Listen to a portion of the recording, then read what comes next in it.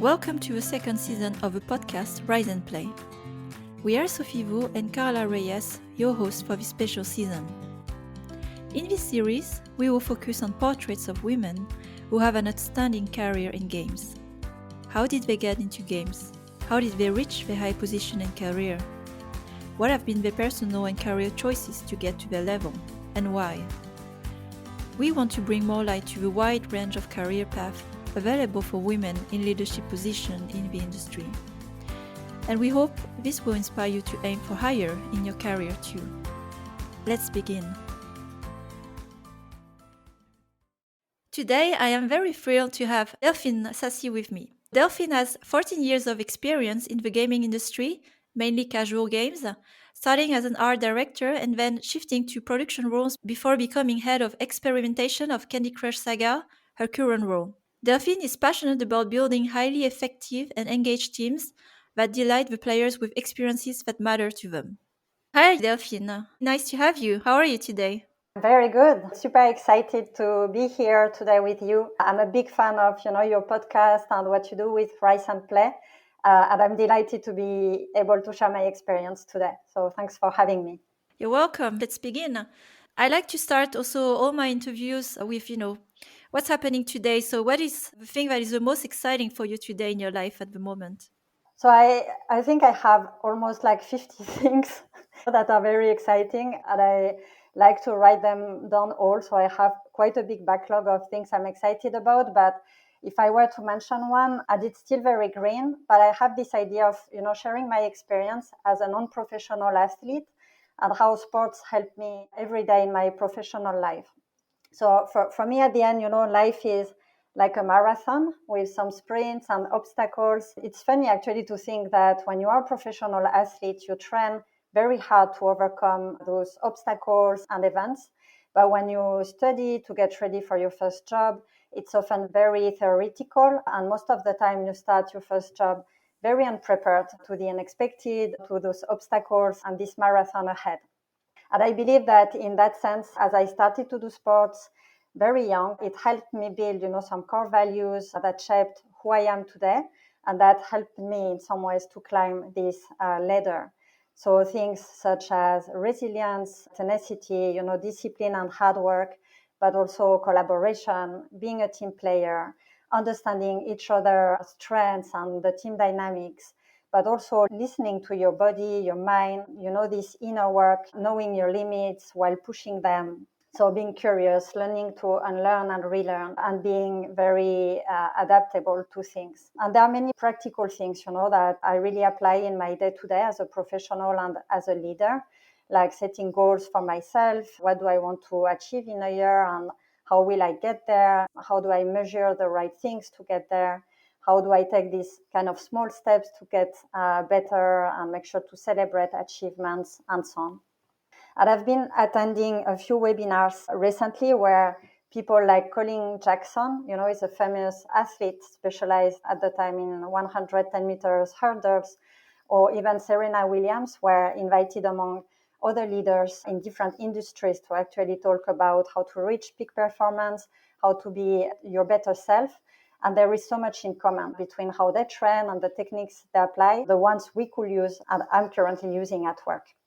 So I'm not a professional athlete, but I once shared this topic in a presentation to my studio. Actually, it resonated a lot with people. And as there are more and more people, realize the importance of work-life balance and exercising, I'm very excited to see how I could explore this topic further and exchange with people around sports. And that it's not only a great way to feel better physically, but also a great way to become a better professional, a better person. So as of today, my idea would be to write a book, maybe, with other leaders who are also athletes. I don't know if the book is the best format. So actually maybe a call to action, for people listening to this podcast, like if you'd be interested in this topic, whether to read or write about it, reach out to me. I would love to see how I could shape, this idea in a way that really brings value to people and hopefully help them in their life. That sounds amazing. And as I was listening to you, There was so many nuggets of wisdoms that were dropped here. I don't even know where to start because I have so many things to ask. I wasn't aware before actually the recording today that you were working on that, but it sounds super exciting. Hot feedback as I just hear about this concept. I've read a lot about analogies of teams and leadership from coaches, like sport and the mindset of leadership in the teams, baseball and basketball. And it's fascinating and it's something very relatable as well, where you can understand how it works. And I believe actually a lot, sometimes we talk about teams working as family, but I believe actually it's closer to sport teams because we are not family in the end. It's quite different. And this angle, especially in gaming, gave me the spark just by talking about it. I would love to read about analogy of athletes, like the mindset and all the things you learn that you can apply in leadership that you have practiced. So super exciting personal project. And yeah, for the audience, or if also myself, in anything I can help, I'd love to contribute. That's awesome. Thank you very much. and yeah, don't get me started too much on the details because I think we could spend then the whole hour on that.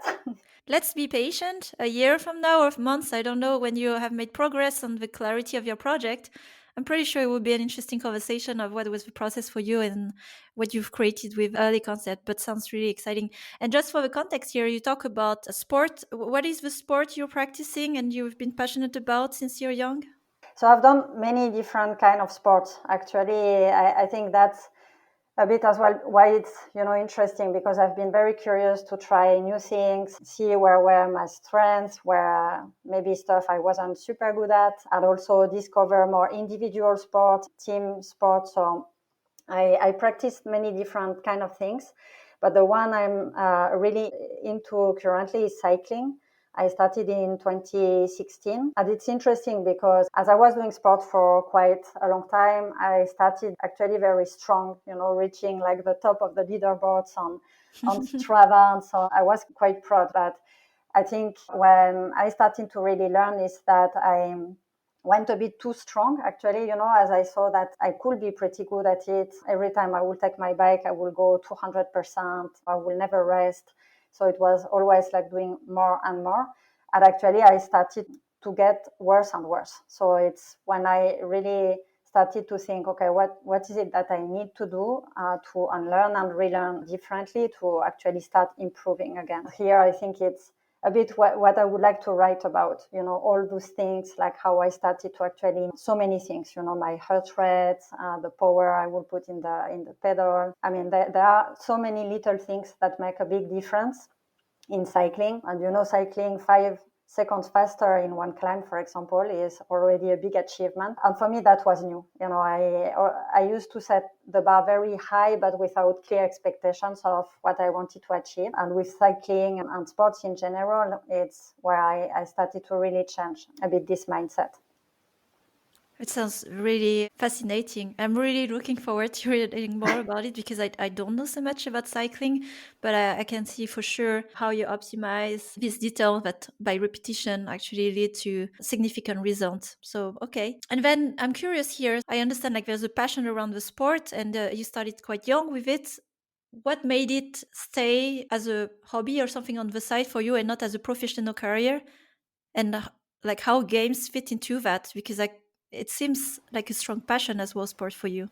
So that's a great question. I guess for long, I didn't necessarily think that I could make a living of sports, so it has always been there. I think I actually started at 6 or 7 years old or so. I've always done sports, but I think it stayed a hobby until now. And I think at the end, it's also nice, to see that when you start making it for a living, then it becomes a bit different. So I had a few years as a Zumba teacher. I don't know if you know Zumba, but I gave classes to people. I actually, when I started at King, I actually did that for a bit.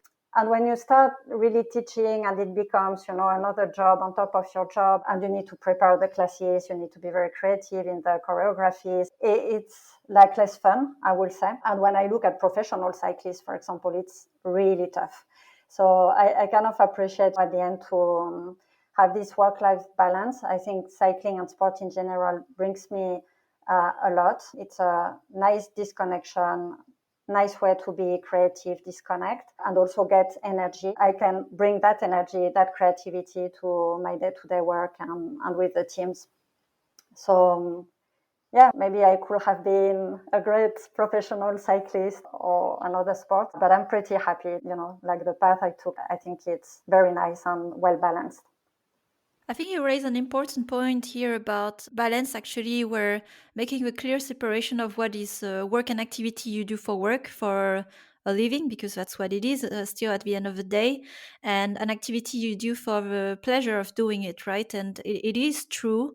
We assume that most people working in games, of course, love games, but it's a different story of making games and playing games. When you make something as your profession, it is for the result, with a result in mind, and I think it can sometimes not kill but affect the process of how you can enjoy it for the sake of the activity, and it's different. So it's a great example here. I understand like why you kept that activity, maybe to keep enjoying it for what it is, the process of it, instead of trying to make a living out of it and optimizing the result. And gives a great balance as well. I believe when we have all our head and focused about just work, work, work, we don't have a distance.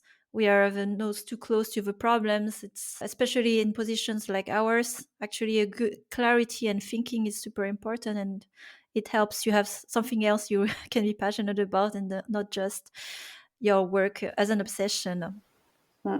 Totally. And sometimes, I mean, quite often actually, people ask me, where do I get this energy from? Like, how do I go to work every time so energized? And even now that we do Zoom meetings and we are working remotely since some time due to the pandemic and so on, it seems that I still manage to transmit this energy. For me, a big part is exactly because of that. Like just disconnecting and making sure that every day I have at least 1-2 hours of training and doing something different. Yeah. And that's a great example of just to stay a little healthy for everybody, especially given the circumstances where we are all sitting. Like it's terrible, like now, like working from home because of that, where we have to readjust a bit, our daily habits to be active. I don't even want to think of consequences of health in a few years from now if we keep working and sitting. So it's a good reminder. Okay, so let's come back to games and to what you're doing today. So I'm very intrigued also about the position you have as head of experimentation on Candy Crush. I know King is a big company, Candy Crush, like the biggest product, very iconic. So I'm very curious, what is this role about? What's your mission? What are you doing? Sure. So my main mission as head of experimentation on Candy Crush is ultimately to deliver experiences that matter to our players, experiences that will make their day happier and more fun. As you said, Candy Crush is a game that is quite big. It's actually celebrating its 10 years anniversary this year. So that's a first in the casual and match 3 genre. We have players who started to play in 2012 that are still with us. As a developer, I think it's a very good problem to have. Obviously, you are quite happy when people stick to your game, but it's also a big challenge. How do you attract new players while also keeping your loyal ones engaged with fresh experiences? In that context, how do you innovate without breaking the core game that made millions of players fall in love in the first place? So this role, the experimentation team, is really about building a diverse, empowered, and highly effective team who really care about the player, really understand what's the player experience with the game, and a team who actually innovates in the way we build those experiences that matter to the players. So basically, really the role as head of experimentation, I would say that it's a bit like being an entrepreneur at King. So a kind of mini CEO who runs her own business within the bigger team and the bigger company. And in that sense, most of my time is spent between what I call kind of the 3 Ps, people, product, and process. So on the people side, it's all about building this culture of experimentation. How do we create a curious mindset, a culture where people are constantly looking for new ways of doing things, are very curious to learn new things and do things differently, but also are open to be proven wrong. Because at the end of the day, it's really, experimentation. It's about writing hypotheses, assumptions, and testing them very fast. So it's really hiring the right people, making sure that they understand what experimentation is about.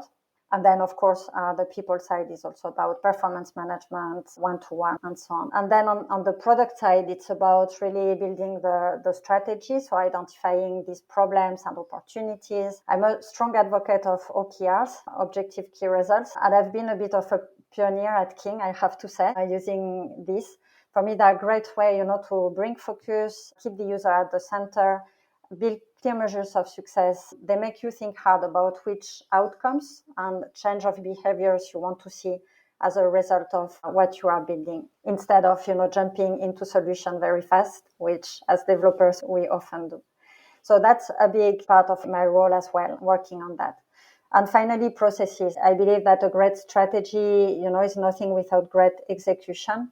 So I put a lot of effort on team dynamics, continuous improvement, tools and frameworks that enable teams to really be, autonomous and empowered in terms of decision making. With my team, we have developed a framework that really bridges, qualitative and quantitative data to really understand better what's happening in the game and to test quick iterations to get learnings as fast as possible.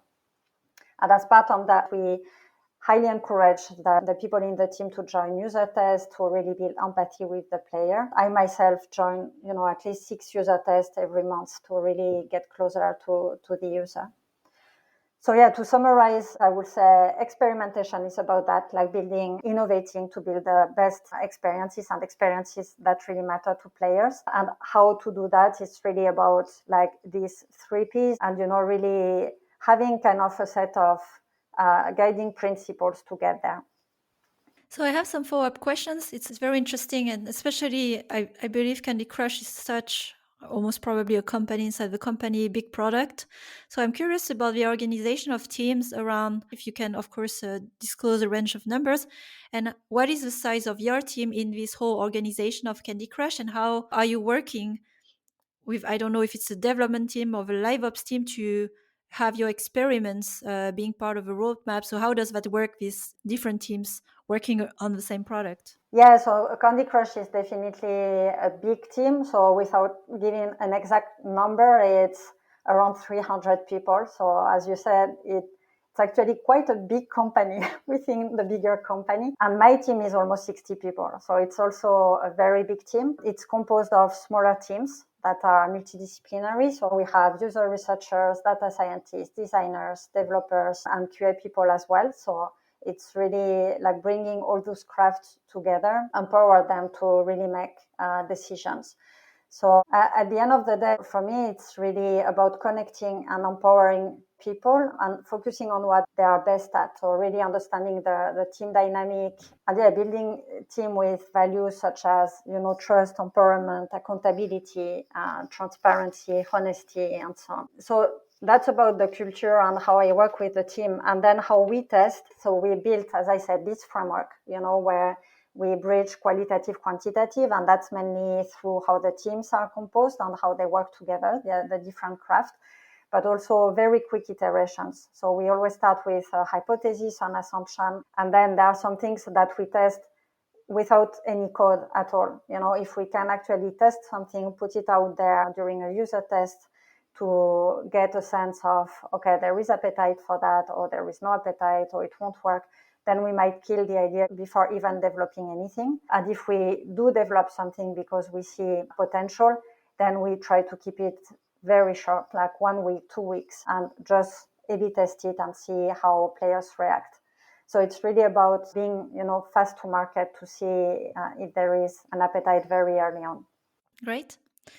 And as you experiment things, what is your measure of success as a unit? So that's a great question, and it's where we do work within the bigger team. So when we work on the OKRs for the year, we cascade the main opportunities and things that we want to do as a Candy Crush team. And here we define a bit more specifically what are the things that our team is going to look at.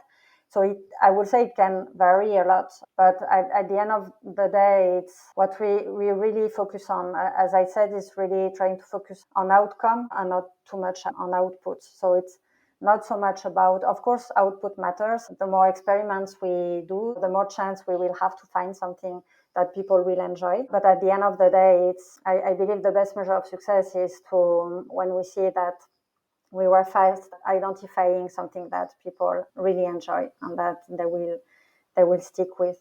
So yeah, but I would say it's about players' behavior and some KPIs around that, how people interact with the feature. Yeah. I was asking about that specifically because, especially when you try to innovate, experiment things, you take more risk, of course, and you don't control the outcome.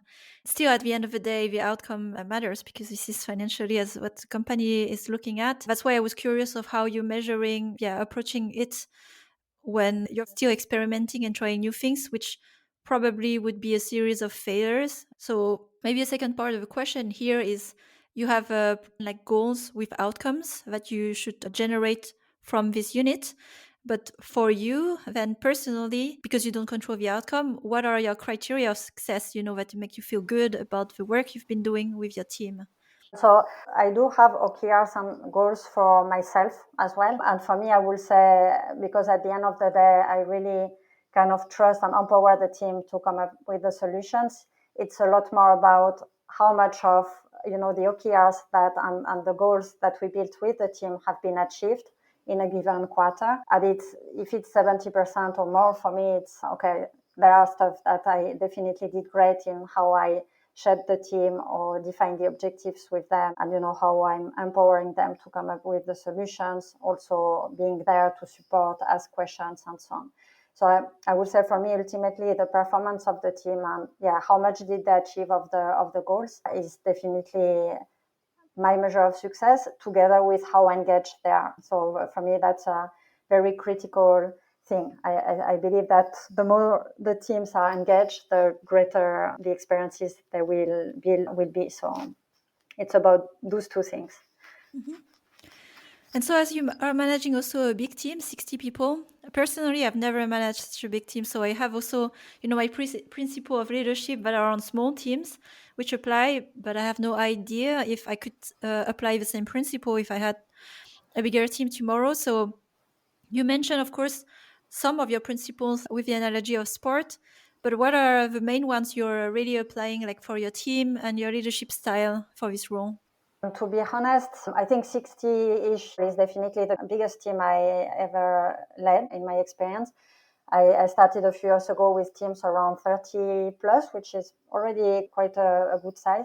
And I would say the main challenge is to really break the silos. The bigger, the more silos will be created. And if you want to keep this collaboration and so on, it's really about, what's your vision, what's your values, and how you work. I think back to a bit, these guiding principles that I was mentioning before. Those are very important. And we really took the time when we reshaped the team, these 60 people, to work with the team in building those principles. So they were part of the process and they understand where do these principles come from. And for me, that's very important. So we have four that I can share. The first one is we are user-centric and we build empathy with our players.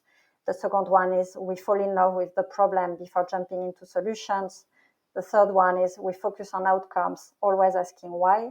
And the fourth is we think big, but start small to learn fast. And at the end, those are things that whatever the team will do and whatever the size, we all know that this is how we work and we all have a vision of what we want to achieve. So for me, the OKRs, those guiding principles and the values is how you keep even a big team effective and engaged. It's great and very inspiring to hear about these principles.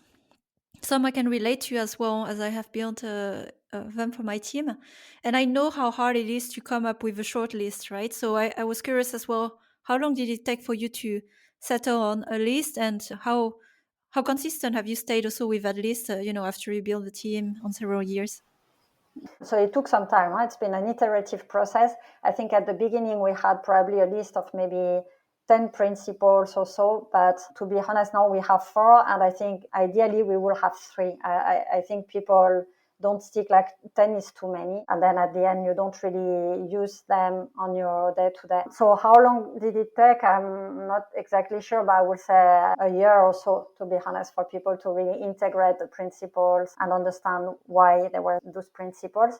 And I guess the challenge is also, as you have a bit of attrition or new people joining, is really to keep those alive as well. And here, I would say that my team is amazing because, to be honest, they are great. They manage to evangelize and they're great ambassadors of those guiding principles. And for me, actually, that's another measure of success, to your point earlier. Like when people really are ambassadors of how you work, the values and so on, then it's that you did something right. Yeah, totally agree. Okay, so now let's take a step back from your current position and more having a snapshot also on your journey in gaming. So you have also a lot of experience, like 14 years in gaming, and started as a producer, so art director. So my first question is, from your very first position in gaming, how did you evolve to bigger companies or also bigger position? How did that happen for you, this evolution in your career?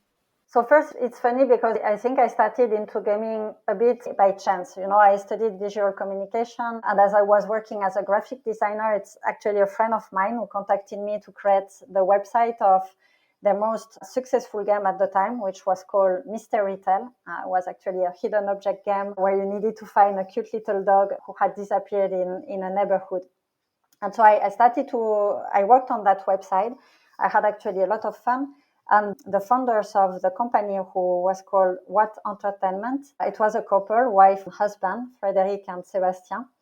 They were so happy with the work on the website that they actually offered me to join as an art director. So that was kind of a big jump, like from creating a few pages like a website to being an art director. But I decided to take the challenge and see how it was going. So it was at the same time being like thrilled, but a bit scared as well. And I joined as an art director on the second title of Mystery 10. I had a team of, I believe, 4 or 5 artists who were creating the hidden object scenes. And I was also working on other productions like Totally Spies, My Secret Agenda from Nintendo DS, a few Facebook games as well. I was quite hands-on at the time. I was doing a lot of UX designer work without knowing that it was UX designer work at the time. So looking at the first time user experience, interface. That was kind of my first leadership role, I would say, like leading a small team of artists. At one point, Sébastien, who was the husband and co-founder, I had a conversation with him, so I don't exactly recall the context, if it was kind of an end of your review evaluation or the end of a production. But he told me, look, Delphine, we definitely see potential in you as a leader, but you are kind of a terrible art director. It's been, very tough feedback. Like I'm laughing today, but at the time it's been a bit tough, but he was so right. I think for me, giving feedback to the art team on lighting, doing concept art and drawing characters, that wasn't my thing at all. Like I studied visual communication. My strengths were really in building creative solutions to solve complex communication problems. So a lot more like, logos, concept for TV spots and stuff like that. And I was lucky enough that as they did acknowledge that I potentially had something in terms of leadership, that they offered me to become a producer. It was a small company, so I'm so grateful that they saw this potential and they gave me this opportunity, because I wouldn't necessarily thought about that myself. And I think I would probably have said, okay, I just quit, probably go back to graphic design. And it was a very small company. So I had the chance to do everything like community management, marketing and user acquisition, product management, game design, production. So even though my title was producer, I was kind of already working, on really the big picture and the holistic view of the product. So it's how I started in the leadership role, I would say. And it's when the journey started. It's a great story because although I don't know the company, and practices of leadership happen everywhere, right? Not necessarily in big organization. And what you have shared is like someone giving you feedback while you're not doing well. I think it's a gift. Unfortunately, we don't all receive that, and we can stay for years blind, never receiving the feedback and just thinking we're doing well, which is the worst. So it sounds like a great founder who had the courage or maturity to, first of all, give a feedback. And also another practice we do in leadership is identifying the skills of a person. And sometimes when a person is not performing in the position, can be for many reasons, motivations, skills misfit, many things. And identifying that and putting you in a place where you would be a better fit, I think it's great so early. So yeah, praise to you, that co-founder, for making this call and giving you this opportunity to grow in where you are today. Yeah, definitely. It actually inspired me a lot. And I think it's where I identified in myself as well this kind of strength and passion for also identifying these opportunities for others. So I think it triggered a bit in me, like if he saw that, like maybe I can also help others, find what could be the next step for them. I was really lucky, because this company was very small, as we said, but he saw the potential. And on the other hand, his wife, Frederic, I think she's been an inspiring leader for me. I was very lucky to start in the gaming industry with a female leader, someone who really inspired me in the way that she showed vulnerability, but at the same time, she took risks. I don't know, so many core values that I brought with me in the next experiences. So yeah, definitely I think it was a very great start, and probably I've been very lucky to start this way in the gaming industry. And I'm curious then, from your position as producer, what happened for you in your personal and professional development to grow to the position you probably joined King? What are the realizations that developed for you to be in the role you are today? Can you walk us through that? Yeah, sure. So when I joined King, I started as a producer. I worked on Pyramid Solitaire Saga. Was a very short development time. We launched the game 6 months, I think, after I joined. And then I took on producer and then senior producer and then executive producer roles in different games. And I think at the time it was kind of a bit of firefighter, like situation and opportunity, in the sense that as I did well on Pyramid, highly effective team, very engaged. There was that game, Scrubby the Bee Saga, that wasn't really off a good start, needed to be fixed. Numbers weren't really great. So I was sent there as a producer. We launched the game in 2015, and then kind of the same story happened with Diamond Diaries Saga, which wasn't doing very well. So I started to also work on the game as a senior producer. So it's been kind of a series of opportunities. I think in that sense, King is a big company with a big portfolio of games. At first, it's definitely been this way, one opportunity after another, having kind of this firefighter brand. I think it's how it started.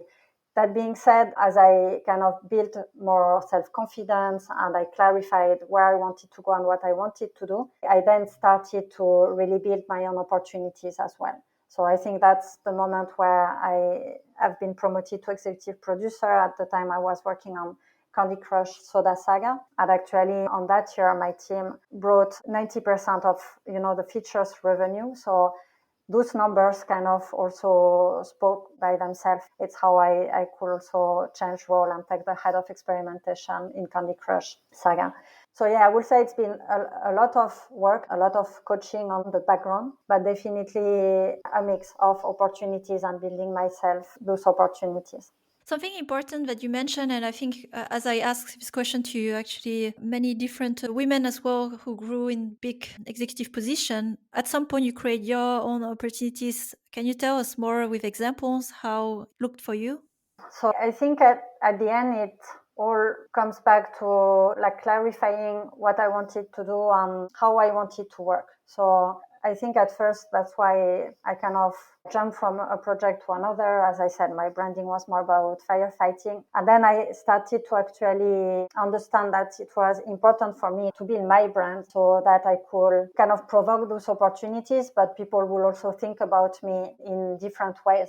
At the end, it's a bit like when you are an actor and you start in movies that are very funny. Sometimes it's hard to move to a different genre. So I worked a lot on that, on my personal branding. And I wanted people to understand that what really mattered to me was this way of working, being very user-centric and like testing quickly, experimenting. So really try to associate my branding a lot more to this experimentation mindset and way of working, which in the gaming industry is, I think we see more and more of that, but it's still a bit, how to say, it's still very green, right? We used to still work sometimes in very old fashioned with long development times and so on. So yeah, I would say it's been putting a lot of effort on that for people within the company to think about me for different kind of roles, but also myself, of course, doing a bit of investigation of, what's happening. As I said, Team is a big company with different titles, different games and big portfolio. So really understanding how it was moving and what were the opportunities that were going to arise. Yeah. I think here you share an important point, but I wanted to summarize here because it's a very actionable point for people listening and who want to grow in their career. You mentioned first clarity, right? Having a clarity and vision of where you want to go, not just following like as you started, like you go where the work is needed and you take the opportunity. So you take more than you create and create results with the opportunity what is given to you. And I think that's a great mindset at the beginning when you want to learn, get experience. I was also doing a lot of those moves at the start of my career without thinking about it, but now it makes me reflect. So first, the clarity, and then I think a second takeaway I have is like building your personal branding. So people see you in a certain way, and I think it's something we don't think often about, but it matters so much because, especially in big organizations, people don't know you personally and they will never know you, but they will remember you by your actions, your attitude, your behavior in a very I would say limited way. So you can control that a bit more in how you want to appear to others. Sometimes when I coach so my team, that people want to hear this reality, but it's the reality, your image, what you manifest matters. So it seems like there was a lot of consciousness in the personal branding you wanted to build, and it worked that way. So I would take that second takeaway, like envision also your personal branding, the impression you want to make, and what the actions you do to support, your standing, your positioning. And also something that we don't talk so openly about, but it's part of a game. It's to be aware of the opportunities, especially in big organization, and it's basically internal networking, being close to people in different teams, in different roles, being aware and being ready and showing interest and positioning yourself early in future opportunities, because these things don't happen accidentally. You create your own. And very important as well, because sometimes we look at things from external. It's like, oh, how did that happen, this promotion of this role? And you are exactly revealing that it's a lot of work. There's a lot of intention as well. Yeah, definitely. Thanks for summarizing. Yeah, because they are very important points, and if people don't learn, then they never know. And I think the harm here is to believe that you need to wait for someone to create the opportunity for you, but the reality is not like that, especially in higher roles. And I had a question, like, I wonder, as we grow in our career, we always need some help. And I think there's a switch at some point where we realize we need some help, like coaching and mentoring. So I wanted to ask you, in your experience, have you benefited from either coaching or mentoring? And how was this experience for you in the most recent ones?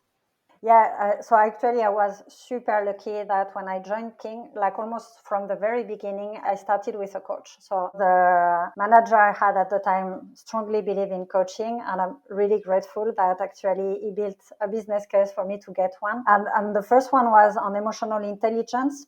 And for me, that's been my first eye-opener, and I think a big enabler in my career. Like as a leader, you need to be calm, show confidence to your teams, even though inside you are full of doubts, or sometimes you are maybe a bit frustrated or angry.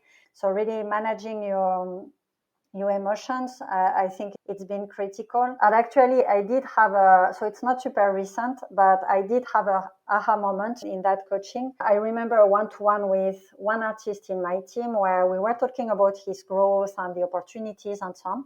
And as we were closing the one-to-one, I don't know actually how it came, but he told me, look, I don't ask you how you are because you look super strong. And it seems that you are always doing so well.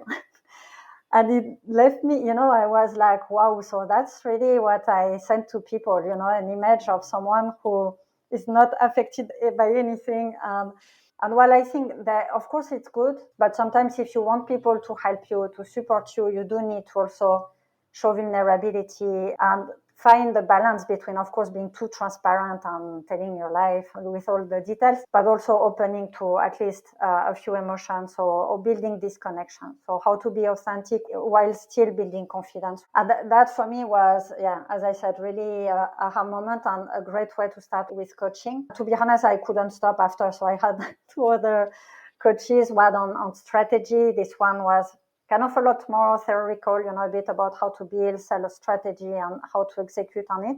So it was a lot more about tools, frameworks, processes. And the third one, it's still ongoing today. It's my coach is Marta. She is incredible. And I worked a lot with her on this personal branding, how to manage up, and a bit of stress management as well. As starting in this new position for me was new and I was out of my comfort zone, not most of the time, but I would say quite often. And she helped me a lot in that. And my aha moment actually in that one, which is very recent. I mean, I don't know if it's kind of a fun thing or not, but I realized I could actually apply, the same techniques that I was using with my team to manage down to actually manage up. So at the end of the day, it's really building relationships, asking the right questions, listening, aligning on expectations very early on. So I don't know. I found it fun because I was imagining that it was going to be super complex. And at the end, I'm not saying it's easy, but I saw many parallels with how I was managing my own team.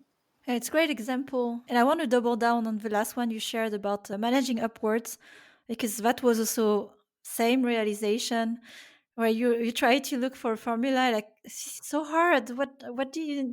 What else do you need to do? It's like which angle, which strategy or tactic or whatever.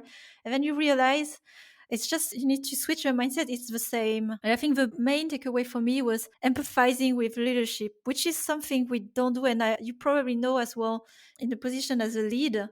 But we are missing a lot of that as well when managing a team. It's a lonely role. Like we are dealing with a lot of things that no one can understand. And then probably our superiors, they are probably dealing with even other things that we don't understand. And it's helpful actually to understand a little bit, to have compassion. That was the main thing for me as well. Like, why is this attitude? Why is this so tense? Why, you can learn so much. Yeah, definitely. I couldn't agree more. It's a journey, definitely. And as you said, it's also senior leadership. Sometimes it's also their time is very precious. So you need also to be very effective when you have meetings with those people, right? And I think you said very well as an introduction to your podcast, how asking the right question can be very powerful. And for me, that has been as well during the coaching, something I trained a lot, how to actually ask the right questions. It's not easy and it really requires practice. I think at the end I was really bad at it. And when you start asking the right questions, you really see the difference, right? You start getting the right insights. Yeah, totally. So let's move on the last part that is more also on reflection, as we talked a lot about leadership. If you had to look back in your early 20-year-old self, what would you tell to younger Delphine with the experience you have today and why?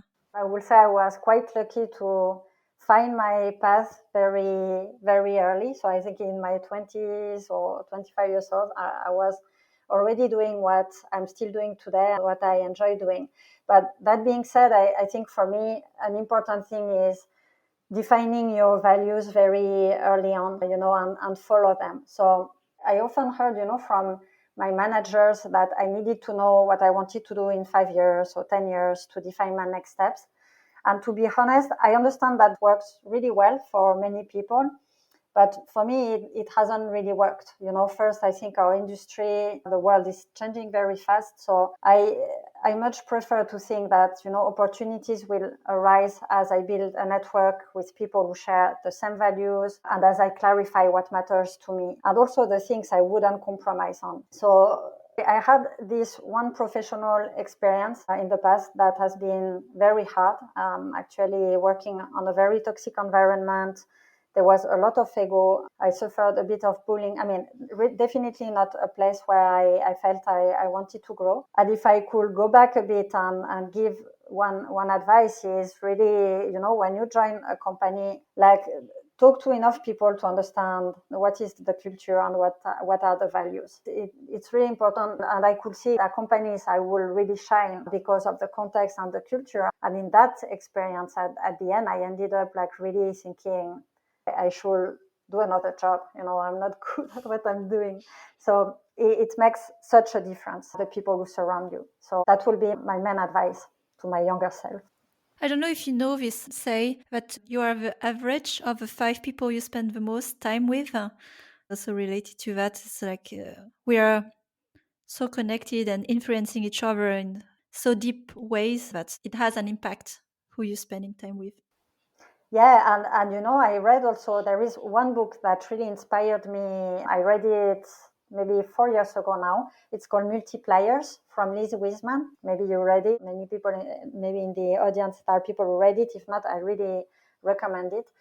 And in that book, it talks about how great leaders multiply others and identify talents, superpowers. But it also talks about a very important piece, which is that actually one toxic person in a team will make at least five people unproductive, unhappy. For me, that has been, when I read that book, I was like, wow, I really need to put effort on that. And I actually spent time in removing toxicity, making sure we had the right people. And that resonates a bit with my own experience. That's why I'm mentioning it.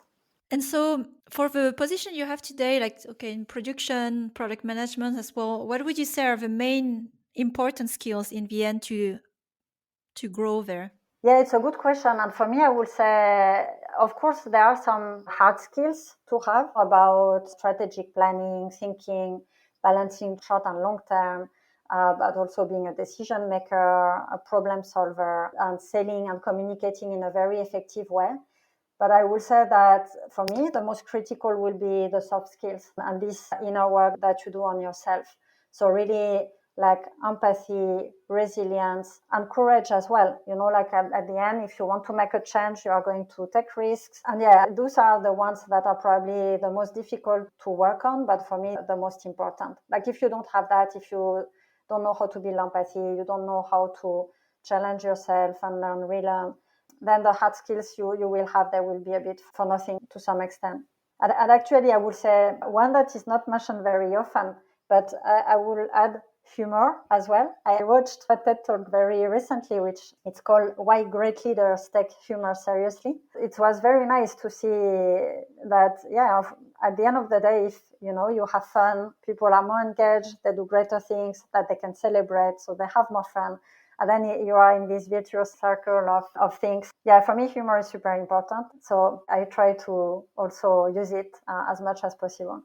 I agree. I actually also heard this quality trait very important from Jim Rohn recently, and it's underestimated, like to connect, and it's first to be funny. It's not everybody can be funny, right? It's not something you can just make up, but also it's how you approach very serious situation in not a dramatic way to make it worse, right? I think it's this humorous carry is like, I have seen as well situations where, okay, your game is not launching, we're losing money, or there's a big crash and some players cannot play, and this can go in crisis very quickly. And how do you approach that in a serious way but still light and humorous? And this is an art. Yeah, definitely.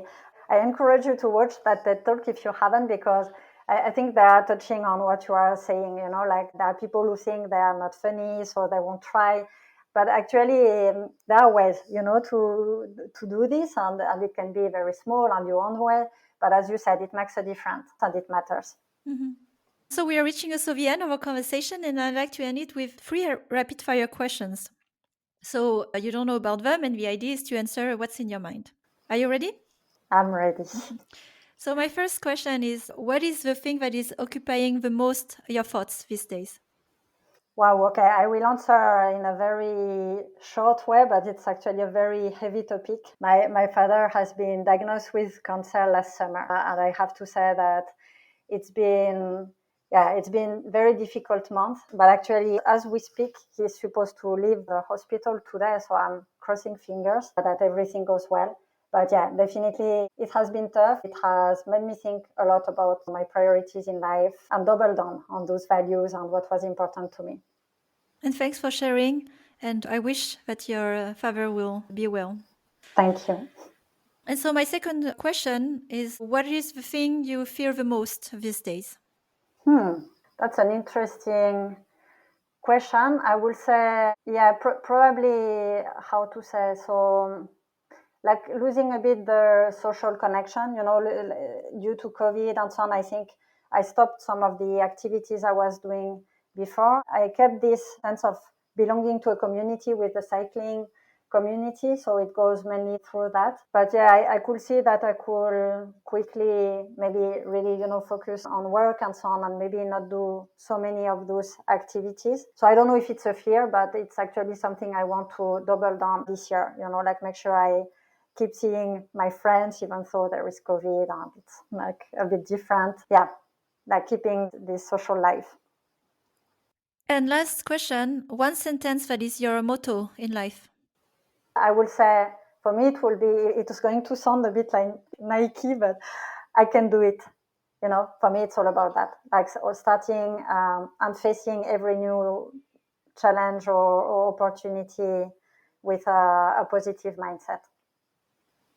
That's a great one. Thanks.